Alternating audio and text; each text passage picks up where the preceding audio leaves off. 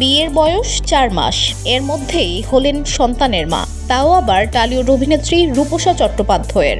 গত বছর পূজার মৌসুমে প্রেমিক সায়নদীপ সরকারের সঙ্গে গাঁটছড়া বেঁধেছিলেন অভিনেত্রী। তার ঠিক 1 মাস পরেই সুখবর দিয়েছিলেন সংসারে আসছে নতুন অতিথি। সামাজিক মাধ্যমে একটি পোস্ট করে রূপসা ও সায়নদীপ ইঙ্গিত দিয়েছিলেন তাদের জীবনে নতুন সদস্যের আগমন হয়েছে।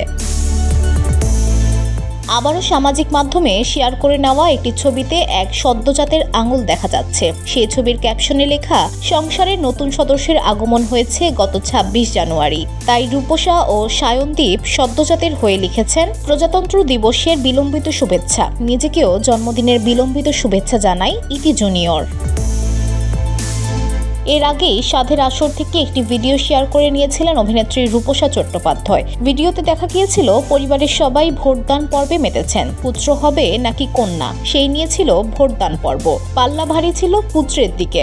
এরপরেই কটাক্ষ ধেয়ে এসেছিল রূপসার দিকে। নিন্দুকেরা বলেছিলেন, পুত্র বা কন্যা যাই হোক, যেন সে সুস্থ হয়। তবে শুক্রবারের প্রথম পোস্টে রূপসা বা সায়নদীপ প্রকাশ করেননি তাদের কোলে পুত্র নাকি কন্যা এসেছে। মূলত পোস্টটি করেছিলেন অভিনেতা সায়নদীপ।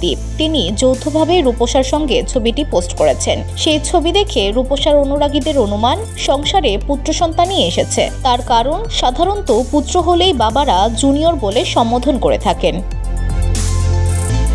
ছবির সঙ্গে জুড়ে দেওয়া হয় অ্যানিমেলের গান পাপা মেরি জান। এই গানও পুত্র সন্তানের সঙ্গে মানানসই বলেই অনুরাগীদের অনুমান। এই জল্পনার মাঝেই নতুন মা রূপসা একটি পোস্ট করে ঘোষণা দেন, কোলে পুত্র সন্তানই এসেছে।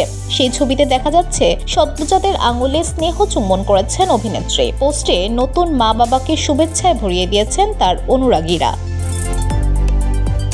VOD Bangla news desk.